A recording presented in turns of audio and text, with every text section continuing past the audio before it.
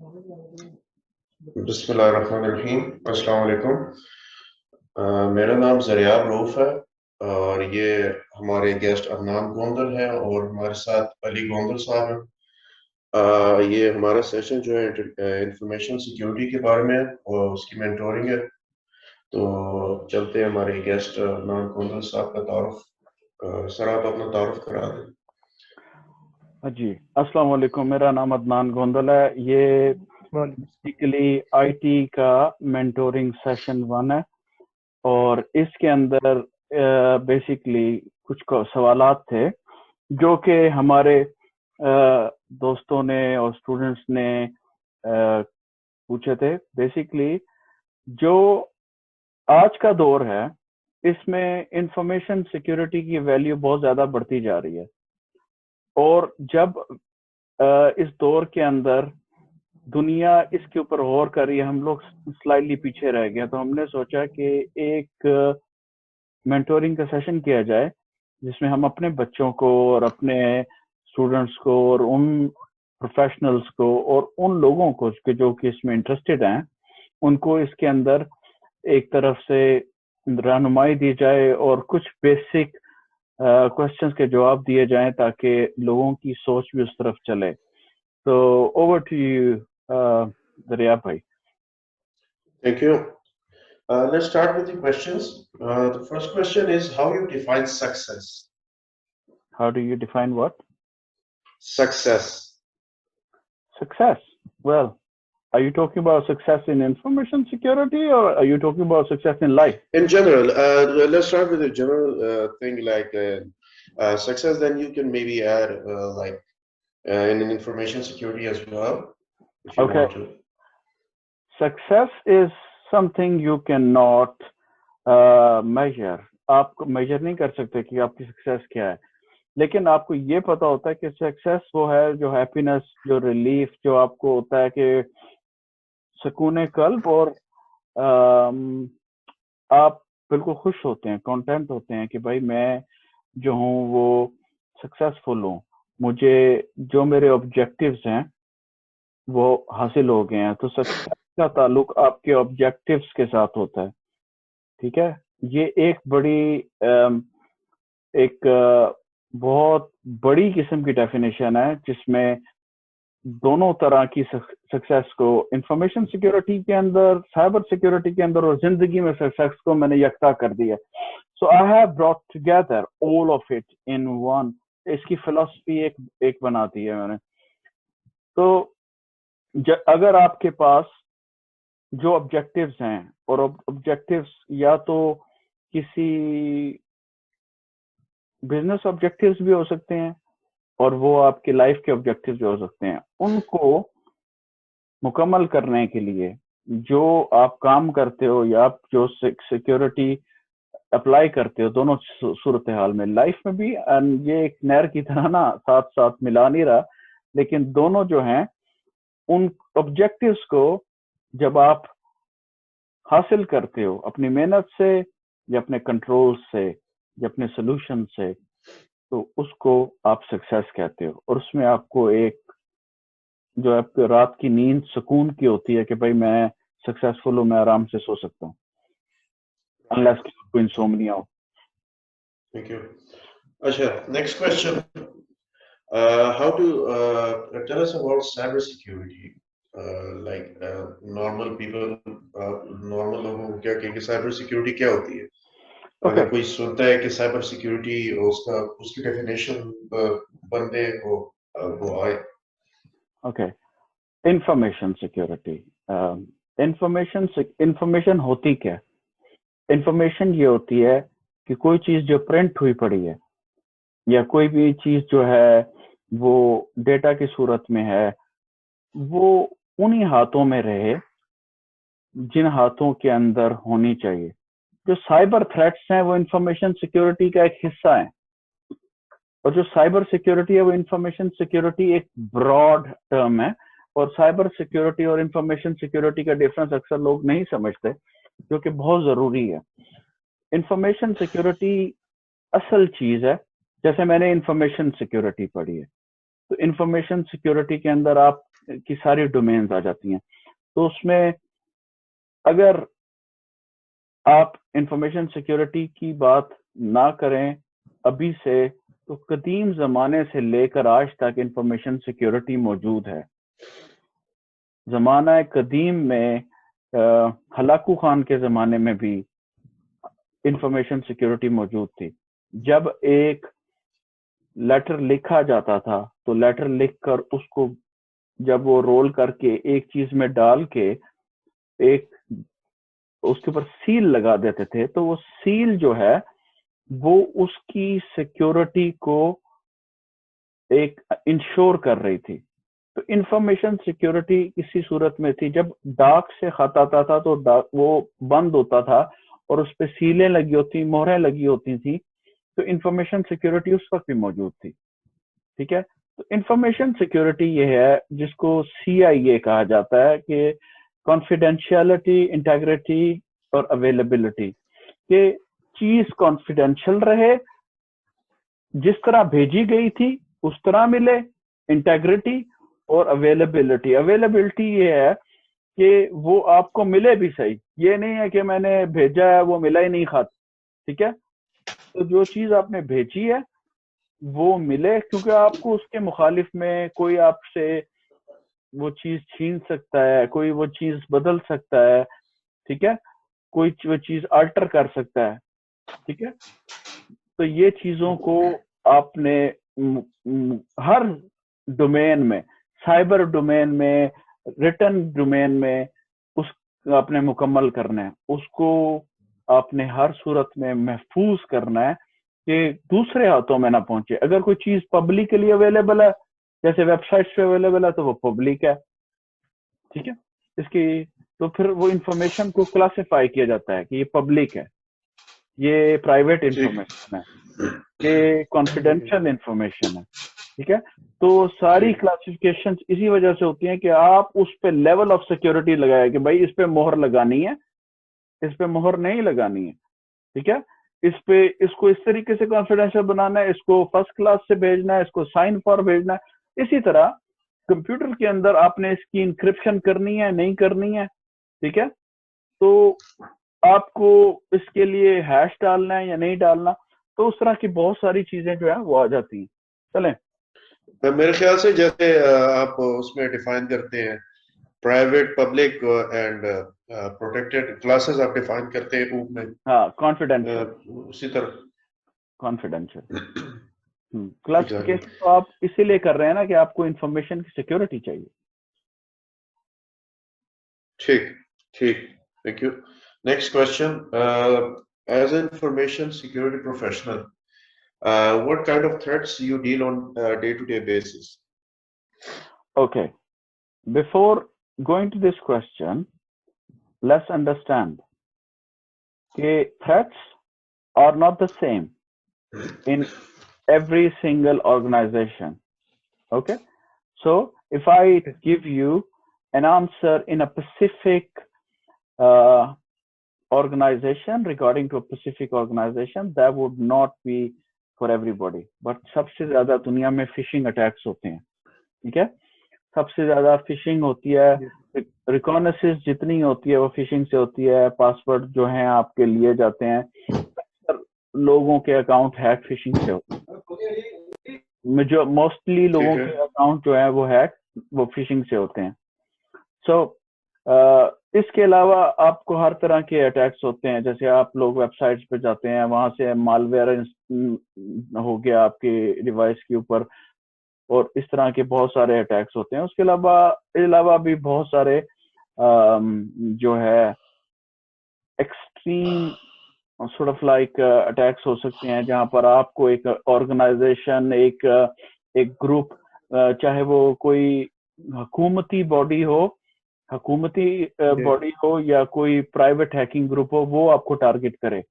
ठीक है, तो बहुत सारे डिफरेंट अटैक हो सकते हैं, मालवेयर हो सकता है, ट्रोजन हो सकते हैं। तो there are number of things which you are looking out for. Right, अच्छा, जैसे आप एक इंफॉर्मेशन सिक्योरिटी प्रोफेशनल हैं, तो अगर एक बंदा इस फील्ड में जाना चाहता है, what where should that student start? Okay, मैंने बहुत ज्यादा देखा है कि आईटी के लोग कुछ कोर्सेज करके इंफॉर्मेशन सिक्योरिटी में आ जाते हैं, लेकिन उनका कभी भी एटीट्यूड इंफॉर्मेशन सिक्योरिटी वाला नहीं बनता। वो हमेशा अगर सर्विस डेस्क से आए हैं तो वो सर्विस डेस्क का वाला उनका एटीट्यूड होता है, या जिससे भी वो आए हैं उसका वही एटीट्यूड होता है। मैं सब लोगों को, जो भी यंग लड़के हैं और जो भी यंग हैं, उनको मैं ये, जो यूनिवर्सिटी जा सकते हैं, ठीक है, और जो इन अपने 30s में भी हैं वो भी यूनिवर्सिटी जा सकते हैं, ठीक है, उन सबको ये कहूंगा कि आप इसकी को डिग्री लेवल से इंफॉर्मेशन सिक्योरिटी के अंदर डिग्री करें, एक स्पेशलिस्ट डिग्री करें। स्पेशलिस्ट होता है, आप किसी डॉक्टर के पास जाएं, एक जीपी है आपका और एक स्पेशलिस्ट है, दोनों में जमीन आसमान का फर्क है, ठीक है। और लोग मास्टर सिर्फ एक डोमेन के अंदर होता है, जबकि डिग्री हर डोमेन को और मुख्तलिफ मॉड्यूल्स को टच करती है। तो आपको डिग्री लेवल से इसके अंदर जाना चाहिए। लेकिन अगर आप आईटी में हैं या आईटी में आना चाहते हैं, और आप पहले आपको जो आईटी का इंफ्रास्ट्रक्चर समझना जरूरी है। इंफॉर्मेशन सिक्योरिटी में भी आने के लिए आपको आईटी का इंफ्रास्ट्रक्चर समझना जरूरी है। जब तक आपको आईटी का इंफ्रास्ट्रक्चर की समझ नहीं होगी, उस वक्त तक आप कभी भी उन कंट्रोल्स पे काम नहीं कर सकेंगे। आपको नहीं पता होगा कि नेटवर्क कैसे काम करता है, सॉफ्टवेयर कैसे काम करता है और हार्डवेयर कैसे काम करता है। आपको नेटवर्क, सॉफ्टवेयर, हार्डवेयर के ऊपर की समझ बूझ होनी चाहिए, तभी आप टेक्निकल कंट्रोल्स लेके आ सकते हैं। और उसके अलावा अगर आप इस साइड पे भी बैठे हैं ना, जो डॉक्यूमेंटेशन वाली साइड पे भी बैठे हैं, जहां पर आप पॉलिसीज बना रहे हैं, सिक्योरिटी पॉलिसीज बना रहे हैं, तो उस वक्त उसके अंदर भी आपको ये समझ बूझ होना जरूरी है। तो आपको डॉक्यूमेंटेशन की समझ बूझ भी आ जाएगी, आपको टेक्निकल समझ बूझ भी आ जाएगी। उसके लिए डिग्री लेवल से करना बहुत जरूरी है। या दूसरे तरीके से, अगर आप आईटी के नॉर्मल कोर्सेज करते हैं, इन आईटी इंफ्रास्ट्रक्चर के, जैसे मैंने इसको एक दो बंदे को मैंने अभी रिकमेंड किया है कि आप कॉम्टिया का A+ करें फॉर इंस्टेंस। तो इस तरह के कोर्सेज जिसके अंदर आपको इंफ्रास्ट्रक्चर की समझ हो, फिर आप इंडस्ट्री में काम कर सकें, काम करते हुए फिर आप दूसरे कोर्सेज करें जो आईटी की तरफ स्पेसिफिक हों, वो भी एक आने का तरीका है। सो ये दो तरीके आपके पास मौजूद हैं। अगर आपके पास डिग्री है तब भी आ सकते हो, नहीं है तब भी आ सकते हो। सो आप किसी भी फील्ड में हो, सबसे पहले आपकी सोच का होना जरूरी है कि आपकी सोच इस तरफ लगी हो। जब आपकी सोच इस तरफ लग गई है तो फिर आपको इस फील्ड में आने में से कोई बंदा रोक नहीं सकता। ठीक। अच्छा, ये क्वेश्चन वैसे काफी जनरलाइज क्वेश्चन है, लेकिन फिर भी मैं कहता हूँ शायद आप आंसर करेंगे या नहीं, जो भी हमें, मैं फिर भी पूछ लेता हूँ कि अगर आप एक ऑर्गेनाइजेशन ने आपको हायर किया as an information security professional, वो आपको कहे कि आप मुझे इस तरह हमारी जो उसकी इंफॉर्मेशन है आप सिक्योर करके दें, हमें एक फायरवॉल लगा के दें, वो आपको किस तरह से वो करते हैं, उनको वो बना के देते हैं? नहीं, फायरवॉल, आप एप्लीकेशन लेयर फायरवॉल की बात कर रहे हो कि या ओएस लेवल फायरवॉल की बात कर रहे हो, या हार्डवेयर लेवल फायरवॉल की बात कर रहे हो? कौन से फायरवॉल की बात? एज अ होल आप उनको किस लेवल पे वो करके देते हैं? ओएस लेवल पे देते हैं, हार्डवेयर लेवल पे देते हैं, नेटवर्क लेवल पे देते हैं, या किस तरह करके देते हैं? हम उनको लगा के नहीं देते, हमारा काम ही ठीक है। नहीं है, ये ठीक है। इंफ्रास्ट्रक्चर वालों का काम है, वो करते हैं। लेकिन मुख्तलिफ लेवल्स के ऊपर फायरवॉल लगते हैं, और वो फायरवॉल जो है, आप कभी आपकी कंपनी खुद मेंटेन कर रही होती है और कभी आपके थर्ड पार्टी मेंटेन कर रही होती है। हमारा काम यह है कि हमने उनको उस फायरवॉल की कॉन्फ़िगरेशन देनी है। हमारा काम ठीक यह है है। कि हमने उनको पॉलिसी देनी है कि हमारी पॉलिसी ये है कि फलानी वेबसाइट ना खुले, हमारी वेबसाइट ये है कि फलानी चीजें ना खुले, हमारी पॉलिसी ये है एल्गोरिदम कि आपने देना है। हमारी पॉलिसी ये है कि, और हमारी कॉन्फिग ये है, ये चीजें हम लोगों का के लिए ज्यादा इम्पोर्टेंट होती है। हमें जो इंफॉर्मेशन सिक्योरिटी है वो बहुत ब्रॉड है और उसमें बहुत ज्यादा चीजें हैं। जो उसकी टेक्निकल चीजें हैं उनको सिर्फ हम एक वर्ड के अंदर सुखा देते हैं, कंट्रोल्स। सिर्फ कंट्रोल्स का वर्ड जो है उसके अंदर हम सारे के सारे उनको डाल देते हैं। उसमें इतने कंट्रोल्स के अंदर इतना बड़ा अरीना है, थ्रेट इंटेलिजेंस है, सारा कुछ है। तो इन सब के होने के बावजूद हम उस सारे के सारे को एक छोटे से कूजे में बंद कर देते हैं। इसलिए आपको जो चीजें कैसे काम करती हैं उसको समझना और इन पे सिक्योरिटी कैसे लगेगी उनको समझना ज्यादा जरूरी है। ठीक है, ठीक है, thank you. I think Ali के पास भी कोई क्वेश्चंस होंगे तो मैं अभी उनको क्वेश्चंस करने दूंगा। हेलो अली। जी जी, हेलो नवीन। नवीन, मेरा फर्स्ट क्वेश्चन आपसे है कि ये जो what is cyber kill chain, ये क्या चीज है, इसके बारे में थोड़ी डिटेल देंगे? ओके, अच्छा, किल चेन, मैं आपको किल चेन दिखा देता हूँ। ठीक है, सबसे पहले तो मैं आपको किल चेन दिखा देता हूँ। एक मिनट, ये है साइबर किल चेन। अगर आपको नजर आना शुरू हो जाए तो मुझे बता दीजिएगा। एक मिनट, आ गया जी, नजर आना शुरू हो गया। तो ये आपको बंदे ने दूरबीन पकड़ी हुई है, नजर आ रहा है? जी बिल्कुल आ रहा है।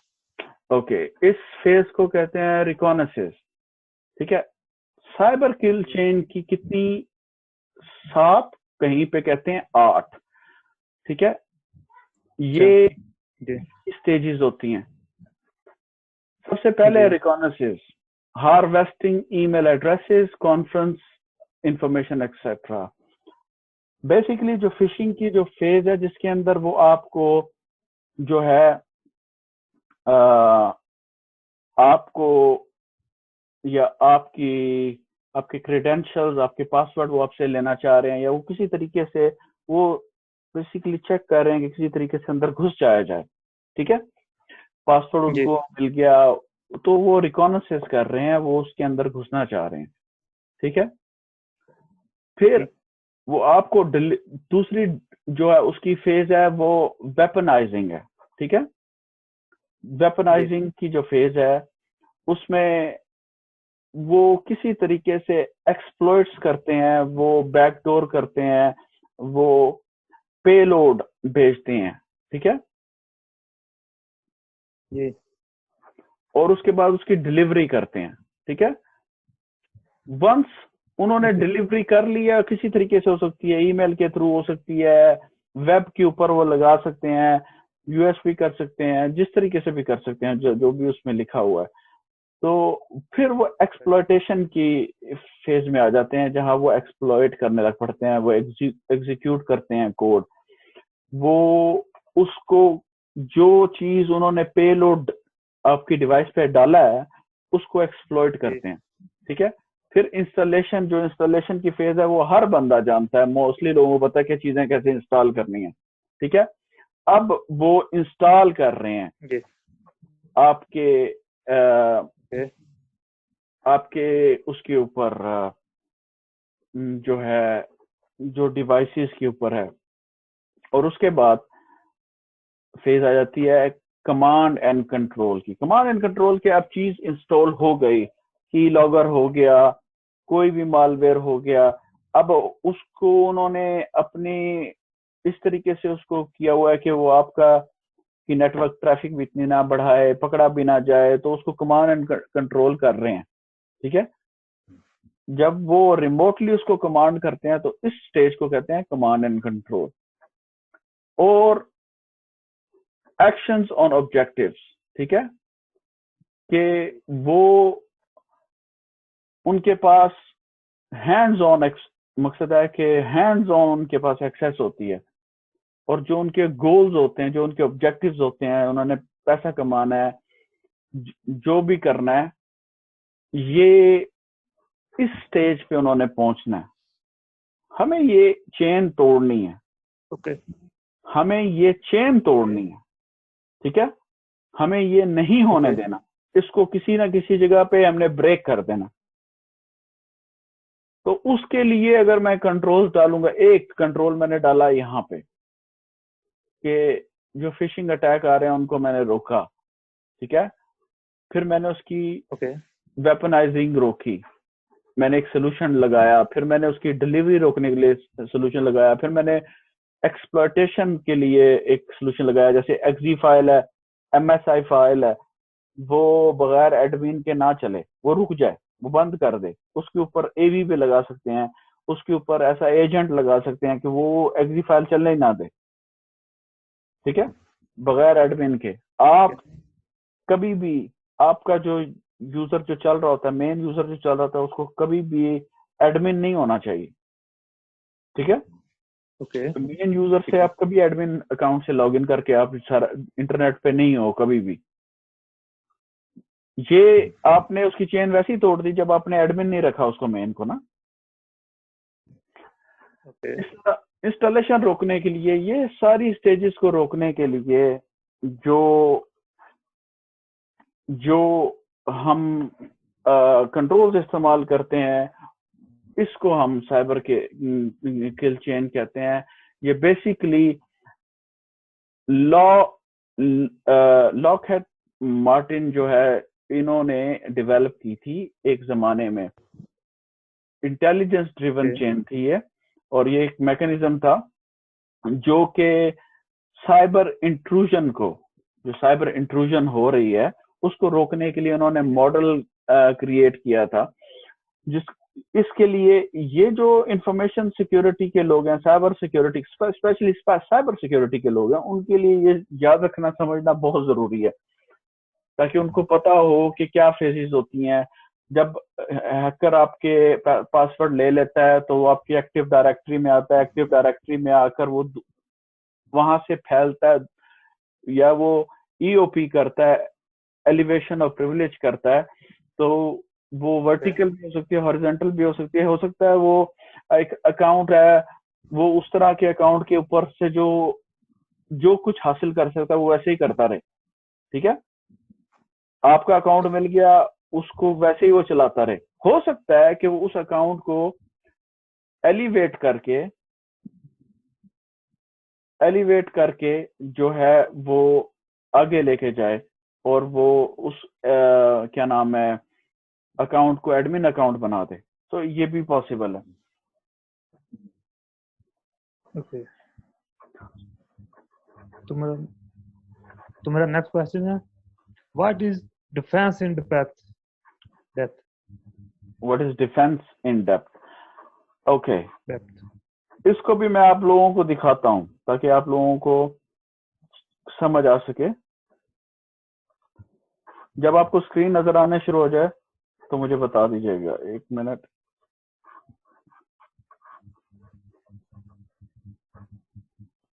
नजर आ रही है? ये स्क्रीन जी आ रही है। अब देखो, मुकम्मल डिफेंस कैसे हो रहा है इंफॉर्मेशन सिक्योरिटी में।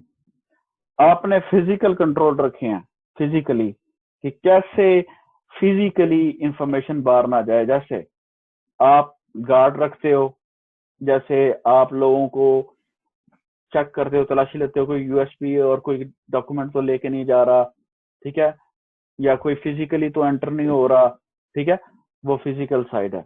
फिर आप एडमिनिस्ट्रेटर कंट्रोल बनाते हो, जिसमें आप पॉलिसीज बनाते हो, आप प्रोसीजर्स बनाते हो, उन पॉलिसीज और प्रोसीजर्स और फ्रेमवर्क्स को उनको अप्लाई करते हो उसके ऊपर, ठीक है।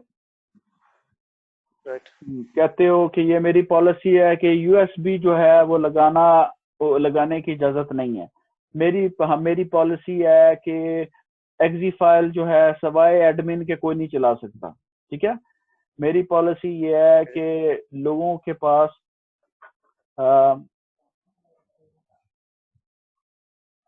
अच्छा, एक सेकंड मैं जरा देख लूं एक चीज। मैं 1 सेकंड शेयरिंग को 1 सेकंड के लिए बंद करूंगा और आप लोगों को फिर जुबान से समझाऊंगा। हमारे पास इसके अलावा हमारे पास टेक्निकल कंट्रोल्स आ गए। टेक्निकल कंट्रोल क्या है कि क्या हार्डवेयर लगा हुआ है, उसके ऊपर हम कौन से टेक्निकल कंट्रोल्स लगाएं जिससे जो है चोरी नहीं होगी, ठीक है। फिर उसके बाद सॉफ्टवेयर कौन सा लगा है, उसकी एप्लीकेशन के अंदर कैसी कैसी हम सिक्योरिटी लगा सकते हैं, क्या हम एंटीवायरस लगा सकते हैं, एंड पॉइंट लगा सकते हैं, इंट्रूजन डिटेक्शन लगा सकते हैं, कुछ भी जो होगा वो उसमें आएगा। फिर नेटवर्क, जैसे आपने जिक्र किया था किस चीज का, फायरवॉल का। फायरवॉल क्या होता है? फायरवॉल यही होता है कि कौन सी ट्रैफिक आएगी, कौन सी ट्रैफिक आएगी, कोई कौन सी ट्रैफिक को हमने ब्लॉक करना है, किस तरह के पैकेट जो हमने ड्रॉप कर देने हैं, ठीक है। Exactly. तो मेरा इंटरेस्ट फायरवॉल कैसे लगेगा में नहीं है, मेरा इंटरेस्ट फायरवॉल कैसे चलेगा, कैसे कॉन्फ़िग होगा उसमें है। सही है, ठीक है, ठीक है। सो ये जो तमाम गोल दायरा सा बना हुआ था उस तस्वीर में, इसको डिफेंसिव डेप्थ कहते हैं कि हमने चारों तरफ से अपने आप को महफूज करें। हमारी पॉलिसीज ठीक है, हमारा फिजिकल कंट्रोल ठीक है, हमारा सॉफ्टवेयर कंट्रोल और कंट्रोल्स जो है वो सारे के सारे मुकम्मल तौर पे ठीक है। हमने फिशिंग सोल्यूशन लगाए हुए हैं, हमने कोई जैसे एलियन वॉल्ट और दूसरे सॉल्यूशंस लगाए हुए हैं। उसके अलावा हमने हर तरह के जो है फायरवॉल लगाए हुए हैं, जो चीज हमें रिक्वायर्ड है वो लगाई हुई है हमने बेसिकली। Right, thank you. अच्छा, अभी बस हमारा टाइम खत्म हो गया। नहीं, ये चल रही है, ये अनलिमिटेड वीडियो हो चुकी है आपकी बाय द वे। तो एक मिनट, लेट मी सी। ये रिकॉर्डिंग ऑटोमेटिकली स्टॉप नहीं करती? नहीं, I think it's still going. You can continue with questions. अगर if it breaks down, then we can create another one and we can answer your questions in that one. Anyways, you can carry on with the questions. Okay. What is SOC? SOC. Oh, SOC. Yes. What is SOC? SOC is Security Operations Center. SOC security operation centre होता है, कुछ कंपनियों का अपना होता है, कुछ कंपनियों का या कुछ ऑर्गेनाइजेशंस का कहना सही होगा, कुछ ऑर्गेनाइजेशन का अपना होता है, कुछ ऑर्गेनाइजेशन का दूसरे सॉक कंपनियों से भी उन्होंने कॉन्ट्रैक्ट किए होते हैं as a third party. SOC होता क्या? जब कोई चीज होती है कंप्यूटर में तो उसका एक लॉग बनता है, वो लॉग जो है वो कहीं पे जाता है। अब आप एक ऐसा, जैसे मैंने पहले एलियन वॉल्ट की मिसाल दी थी, लॉग को कलेक्शन करने के लिए आप एक सोल्यूशन लगा देते हो कि ये सारा QRadar हो गया, एलियन वॉल्ट हो गया, कोई भी हो गया, वो सारे लॉग्स जो है फायरवॉल से, एप्लीकेशन लेयर से, जहां से भी उसको आप लोगों ने डिफरेंट सोल्यूशन लगाए हैं, उस सारे सोल्यूशंस का आपने बेसिकली मुकम्मल करके लॉग इकट्ठे करके आपने उनके इंसिडेंट्स बनाया कि यार ये देखो किसी की ईमेल हैक होने लगी थी, ये देखो फायरवॉल में इस किस्म की चेंजेस आई हैं, ये फलाना हुआ, ये हुआ, ये तमाम चीजों को इकट्ठा करके उसके इंसिडेंट्स बनते हैं, ठीक है। वो इंसिडेंट्स वन बाय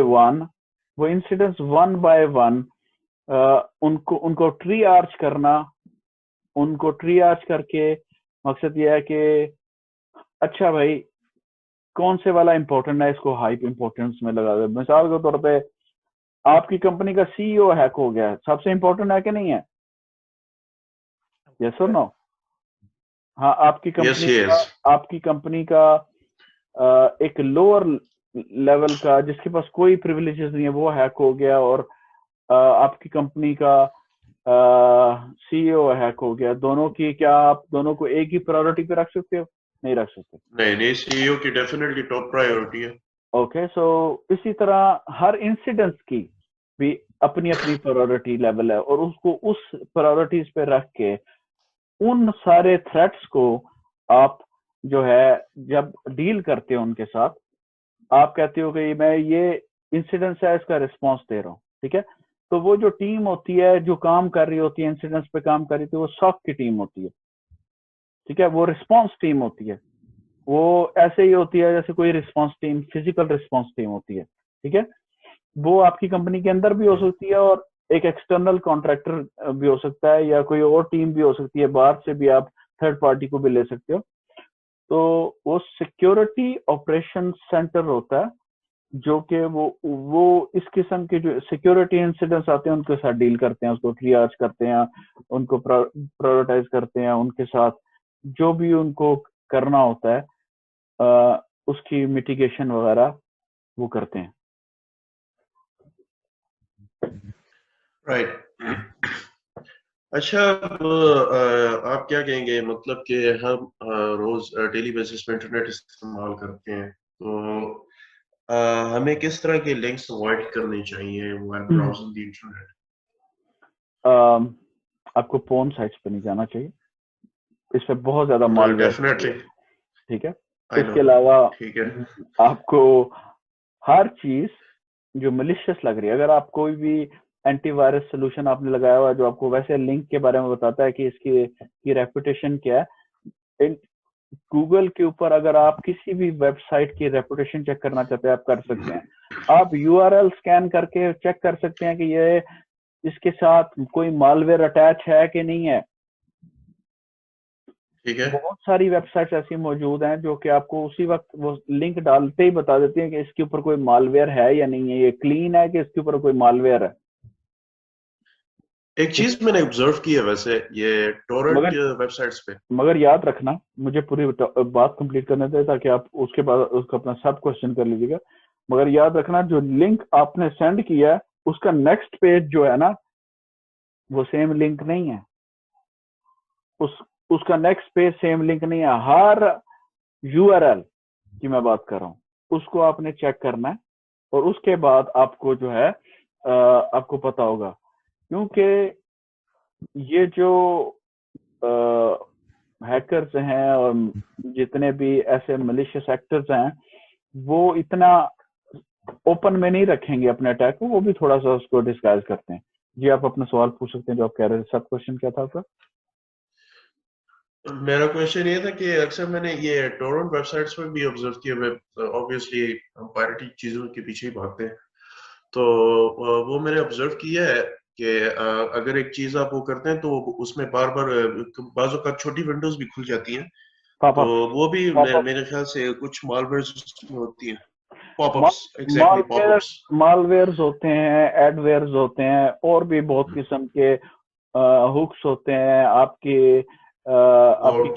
आपकी कुकीज को चोरी करने के लिए, जो आपकी हिस्ट्री उसके अंदर पड़ी होती है कुकीज के अंदर, वो उसको करने के लिए भी उन्होंने डिजाइन किए हुए हैं। बात यह है कि safe internet browsing is very important. Incognito के अंदर आप ब्राउज कर सकते हैं, ठीक है, कि आपके कोई कुकीज ही ना हो, ठीक है। और दूसरी बात यह है कि अगर आप लिंक्स इस्तेमाल करें तो उनकी वो रिप्यूटेबल होने चाहिए। ओके मैंने एक और ब्राउजर वैसे देखे, काफी सिक्योर ओपन सोर्स ब्राउजर है, आपने भी नाम सुना होगा, टॉर। वो काफी सिक्योर ब्राउजर है। डार्क वेब के लिए काफी सिक्योर है। अच्छा, मैं डार्क वेब नहीं यूज करता। ऑलराइट, जोक्स असाइड, हाँ। अच्छा, अब तो चले, हमने उसकी वेबसाइट से बात कर ली, तो आगे चले, गलती हो भी गई कि बंदे ने इधर उधर क्लिक कर दिया, या व्हाट्सएप पे अक्सर लिंक्स आते हैं, आपने देखा होगा कि यार इसमें क्लिक करो आपका आईफोन निकल आएगा, ये इस तरह इनमें भी अक्सर ये मालवेयर लिंक्स होती हैं। तो अगर गलती से क्लिक भी कर दिया तो आपको किस तरह, मतलब क्या अंदाजा होगा कि आपका सिस्टम हैक हो चुका है? पता चल जाता है। बहुत सारे आपकी सिस्टम की स्पीड कम होना शुरू हो जाती है, नेटवर्क आपकी ट्रैफिक ज्यादा हो जाती है। अगर आप उसका एनालिसिस करें, अगर आप पॉपअप्स देखें आना शुरू हो जाते हैं, और भी बहुत सारे इंडिकेटर्स हैं जो आपके ब्राउजर के अंदर आपको चेंज खुद ही सामने नजर आना शुरू हो जाती है। सिस्टम स्पीड से ही पता चलना शुरू हो जाता है कि भाई ये पहले वाली स्पीड नहीं रही, स्पीड से तो पता है, एक चीज आपने रोज यूज करनी है, आपको वैसे ही पता चलना शुरू हो जाता है कि ये चीज सेम नहीं है, इसमें कोई मसला है। ठीक है, पहली बात, हर ऑपरेटिंग सिस्टम जो आप इस्तेमाल कर रहे हैं उसका बैकअप होना चाहिए आपके पास, और वो बैकअप आपके पास इंडिपेंडेंट होना चाहिए। कभी आपको ऐसी सिचुएशन अगर बन जाती है कि आपको रैनसमवेयर अटैक हो जाता है या कोई चीज आपको तंग कर रही है, बेहतर है कि आप उसको ओएस को रिफ्रेश कर लें rather than going into all that crap। कभी भी किसी एडवर्सरी को पैसे देने की जरूरत नहीं है। इस तरह के जो लोग होते हैं ये थ्राइव करते हैं इस तरह के लोगों पे, जो लोग उन्हें पैसे देते हैं। जैसे एक छोटा सा टटपूचिया जिसको कोई हैकिंग का कुछ नहीं पता होता, वो भी जाके एक छोटा सा क्या नाम है फिशिंग का, एक second please, I had an interruption.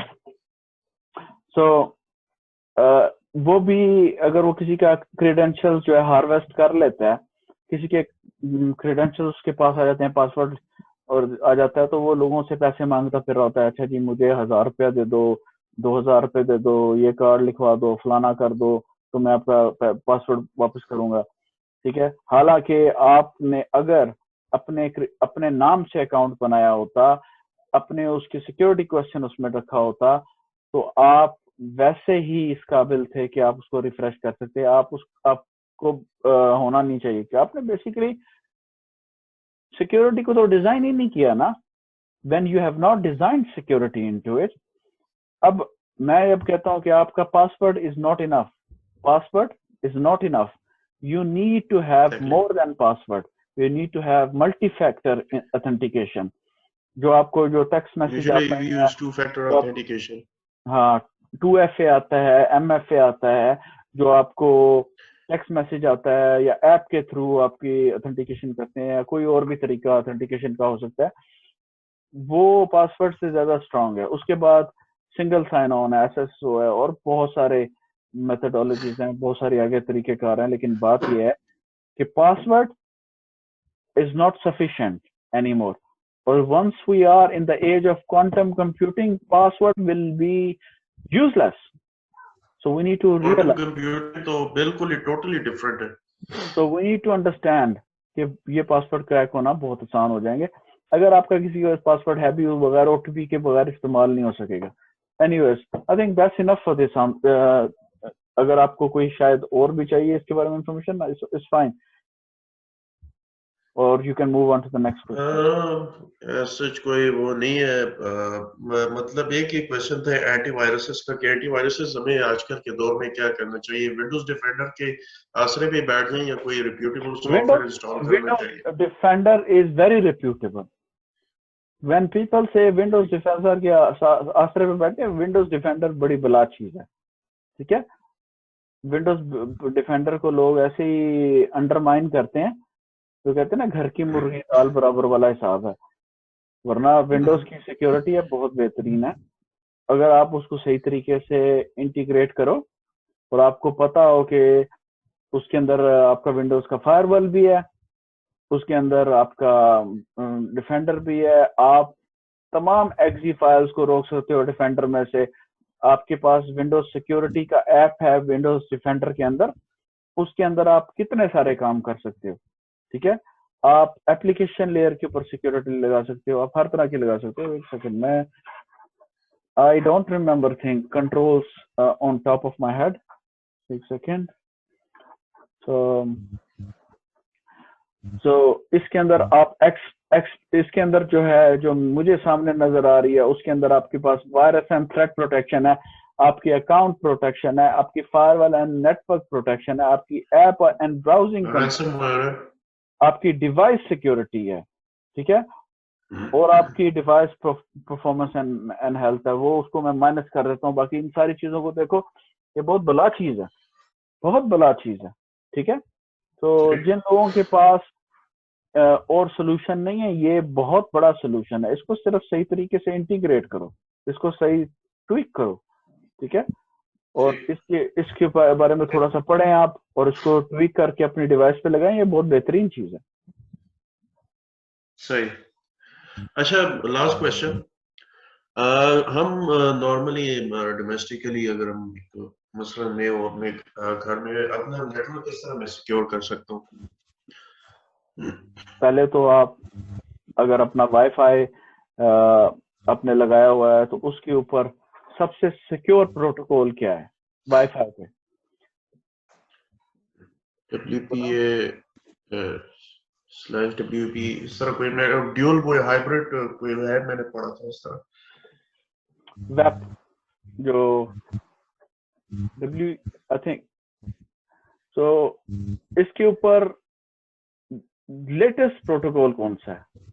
WPA3 पहले वेब था, फिर वेब ए था, वेब A2 था, वेब A3 था। अगर आपके राउटर के ऊपर जो भी लेटेस्ट प्रोटोकॉल अवेलेबल है पहले तो उसको यूटिलाइज करो, फिर उसका जो पासवर्ड है वो बड़ा रखो, स्ट्रॉन्ग रखो, जिस तरह पासवर्ड की होती है एक ये strong password, special characters and blah blah blah.